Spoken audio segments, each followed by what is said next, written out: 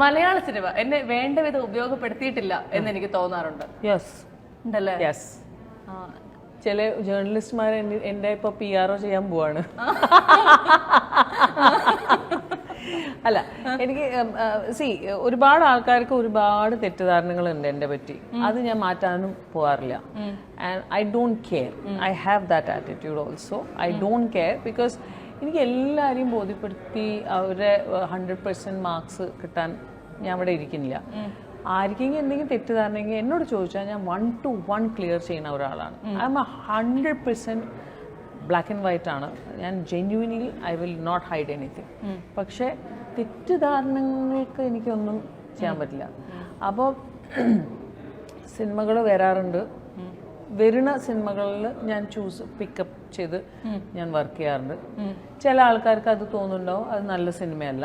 എന്നെ സംബന്ധിച്ച് എൻ്റെ എല്ലാ കുഞ്ഞുങ്ങളും സൂപ്പർ കുഞ്ഞുങ്ങളാണ്. അത്രേ ഉള്ളൂ. റെമ്യൂണറേഷൻ സംബന്ധിച്ച് പല പ്രൊഡ്യൂസേഴ്സിനോടും തല്ലുണ്ടാക്കേണ്ടി വന്നിട്ടുണ്ട്. ഇല്ലില്ല, ഞാൻ യൂഷ്വലി തുടങ്ങുമ്പോ തന്നെ ഫുൾ പൈസ വാങ്ങിച്ചിട്ടാണ്. അല്ല, അങ്ങനെയല്ല. ആദ്യം തൊട്ട് തുടങ്ങും.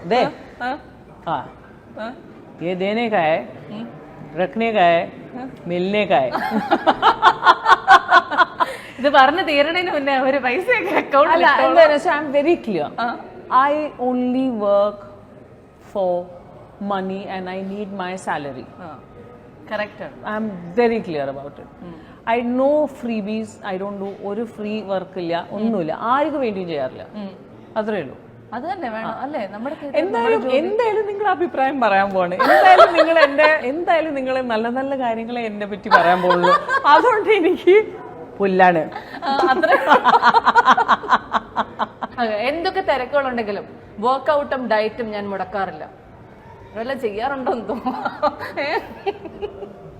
ആണല്ലേ? ഇനിയൊന്നും പറയാനില്ലെന്നാണോ? നെക്സ്റ്റ് ക്വസ്റ്റ്യൻ ആണല്ലേ? ചോദിക്കരുതായിരുന്നു. എന്റെ ഭാഗത്തും തെറ്റുണ്ട്, അത് ചോദിക്കരുതായിരുന്നു. ഒരാക്കലായിരുന്നു. എന്നെ വിളിച്ച് ചെയ്തതാണ്, ചെയ്യിപ്പിച്ചതാണ്. ഇതിന്റെ പിന്നിൽ എന്തോ ഒരു പ്ലാൻ ഉണ്ട്. മലയാള സിനിമയിൽ ഒരു ബോൾഡ് ചേഞ്ച് കൊണ്ടുവന്നത് ഞാനാണ് എന്നുള്ളൊരു തോന്നൽ എനിക്ക് എവിടെയെങ്കിലും ഒക്കെ ഉണ്ട്.